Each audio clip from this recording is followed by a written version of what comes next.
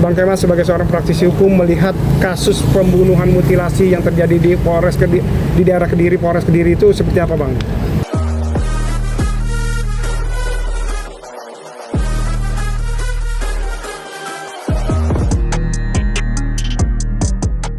Ya, memang ternyata ini kasusnya cukup viral ya, dan juga meresahkan masyarakat. Karena apa? Ternyata kasus ini ada asmara nih yang tumbuh di antara pelaku dan juga korban. Dan dalam waktu yang tidak lama ternyata pihak Resmob Polres setempat dan juga Polda Jawa Tengah kalau tidak salah ya, Jawa Timur atau Jawa Tengah ya, di sana itu melakukan olah TKP dan juga akhirnya bisa memastikan keyakinan dari penyidik untuk memastikan siapa dugaan pelakunya gitu loh. Apalagi ternyata ada barang bukti CCTV kan ya, yang memang terindikasi ya adalah korban itu adalah yang di dalam cover itu ya, dan juga pelakunya adalah ternyata ada fair atau kedekatan dengan pihak si korban tersebut seperti itu. Oke, Bang, dengan apa yang dilakukan itu dengan cara mutilasi itu, kalau saya boleh tahu hukuman yang terberat itu apa, Bang, dan pasalnya apa, Bang? Ya, memang kalau dalam pasal pembunuhan atau di KUHP khususnya itu 340, 338 ya. 340 ini memang berencana perkara peristiwa hukum terjadi perbuatan pidananya, tetapi kalau 338 ini tidak ada perencanaannya. Nah, kalau saya perhatikan dari keterangan Humas ya, Polres setempat dan juga Polda setempat, itu memang ada dugaan cukup kuat ini pelaku ini sudah menyiapkan rencana ya dalam membunuh korban ya kan. Jadi kalau memang cukup terang dalam proses pemeriksaannya adalah dugaan perencanaan yang ini terbukti, maka yang dikenakan pasal 340 KUHP dan ancamannya adalah hukuman mati dan atau paling kecil adalah seumur hidup ya, untuk dikenakan kepada pelaku seperti itu. Bisa dikatakan hukuman seberat-beratnya hukuman mati itu, dan pasal yang berlapis, Bang, bisa? Ya tentunya pasti ya, karena dalam pemeriksaan dan ataupun penuntutan nantinya lanjut proses ini di tahap 1 dan tahap 2 dan berikutnya masuk persidangan, ini kan pasti memastikan jaksa ya untuk merumuskan tuntutan dakwaannya ini pasar berlapis supaya bisa memastikan ancamannya cukup maksimal untuk pelaku yang saya pikir ini sangat kejam sekali lah ya, yang kita harapkan tidak terjadi ya. Ternyata ini korban perempuan, bahkan mereka check in dulu di hotel ya, ternyata di hotel itu dia sudah merencanakan karena supaya lebih aman kata dia untuk melakukan perbuatan pembunuhannya tersebut. Setelah itu mungkin mereka melakukan hubungan ya di antara kedua belah pihak ini, lalu si terduga pelaku ini ya, tersangka langsung sudah ditetapkan ini membunuh dengan cara dimutilasi setelah itu gitu loh. Karena apa? Ternyata mereka dia nggak cukup untuk bisa memindahkan si korban di TKP yang terakhir ditemukan di luar hotel tersebut ya, walaupun peristiwanya di dalam kamar hotel yang mereka check-in seperti itu. Oke, Bang, ini tindakan kriminal dan ini terjadi lagi pada kaum hawa, kaum wanita. Apa sih mungkin saran yang harus dilakukan bagi mungkin pemerintah, atau apa tindakan ini sering terjadi pada pihak perempuan, kekerasan terjadi pada pihak perempuan, gimana ya, Bang? Jadi begini ya, ruang privat sama ruang publik berbeda. Negara kita sudah punya undang-undang, negara kita nih sudah punya peraturan yang melindungi anak-anak dan wanita. Ini dibedakan sekali ya, Mas ya. Jadi ruang publik kita ini, negara kita ini melindungi ya dengan undang-undang untuk menegakkan perlindungan kepada anak-anak dan wanita. Ini ruang publiknya ya, negara cukup gitu loh. Tetapi kan ada ruang privat, Mas. Privatnya apa? Masing-masing warga negara ataupun orang-orang yang ada di dalam masyarakat kita ini harusnya lebih aware gitu loh terkait mengenai soal perlindungan dirinya ya. Misalkan dia tidak terlalu percaya dengan teman sejawat gitu ya, dia cukup bisa memilah dan memilih ya dalam pertemanan ya. Jangan sampai ini saling memanfaatkan yang sifatnya merugikan semua pihak.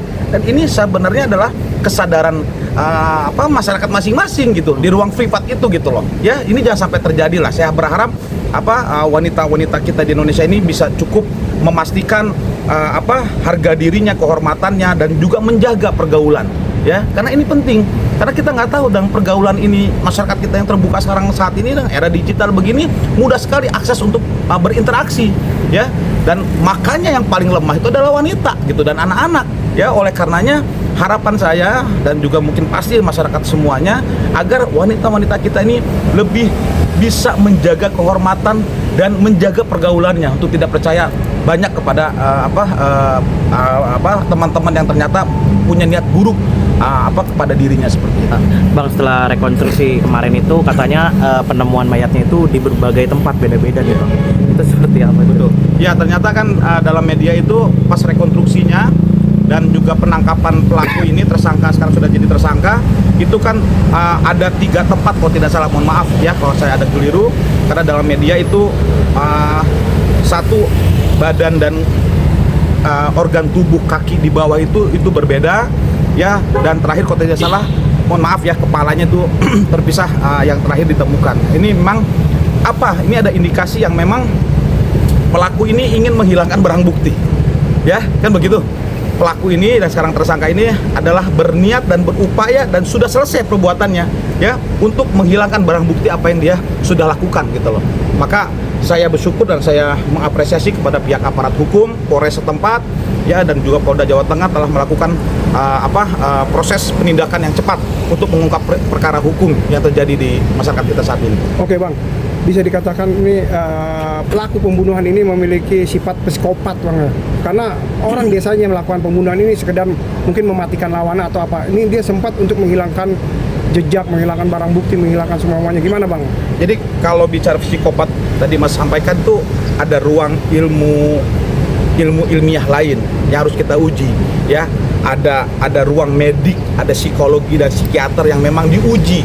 Apakah pelaku ini, tersangka ini memang memiliki double karakter ya, atau memang ada yang dikatakan tadi adalah memang dia ini seorang psikopat. Karena Mas ya dalam konteks hasil penelitian ya mengenai soal para pelaku tindak kejahatan di dunia ini, orang psikopat itu tidak terlihat seperti penjahat Mas ya. Orang psikopat itu tidak terlihat seperti penjahat secara fisikly ya, mohon maaf itu misalkan dia urak-urakan, dia bawa senjata gitu kan di mana-mana. Itu orang psikopat justru dia tuh seperti kita ini yang biasa saja. Ternyata dia menampilkan sesuatu kepada halayak umum dia biasa, tetapi di belakang itu ternyata dia banyak korban ya yang sudah dia habisi. Dan ini terbukti Mas gitu. Makanya bicara psikopat ini ada lagi term ya, ada lagi fase berikutnya untuk pemeriksaan si pelaku. Oleh siapa? Ya oleh forensik, tentunya oleh medis ya. Ini kembali ke aparat hukum. Apakah memang si pelaku ini melakukan perbuatan itu bisa saja bukan sekali ini. Bisa saja kan kita nggak tahu.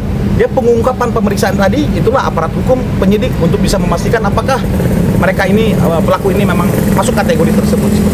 Ya, Bang, berarti ada memang ini menjadi fokus pembunuhan berencana ya berarti ya? Kalau dugaan saya di awal dari keterangan si pelaku ya sesaat ditangkap itu kan diperiksa secara maraton oleh penyidik ya, itu memang ada protap tersebut. Maka saya baca dan saya dengar ya memang sudah direncanakan. Jadi waktu dia ingin bertemu itu di hotel tuh dia sudah menyiapkan itu hotelnya itu. Kemudian kenapa melakukan perbuatan pembunuhan tadi di hotel tadi? Karena dia bicara saya menyiapkan rencana itu dan supaya lebih tidak terdengar, supaya tidak terendus gitu ya. Kalau kita melakukan dia perbuatan pembunuhan tadi di kamar hotel ya, itu peristiwa yang memang rangkaian peristiwa yang dia sudah rencanakan, termasuk pisaunya kan ya, alat senjatanya ya, atau senjata tajamnya yang untuk digunakan membunuh itu. Dan itu untuk mutilasi tersebut itu sudah dia siapkan dari awal. Makanya unsur pidana untuk pasal 30 saya meyakini ya itu bisa dibuktikan oleh penyidik, kemudian jaksa, dan diputus nanti di pengadilan negeri setempat seperti itu.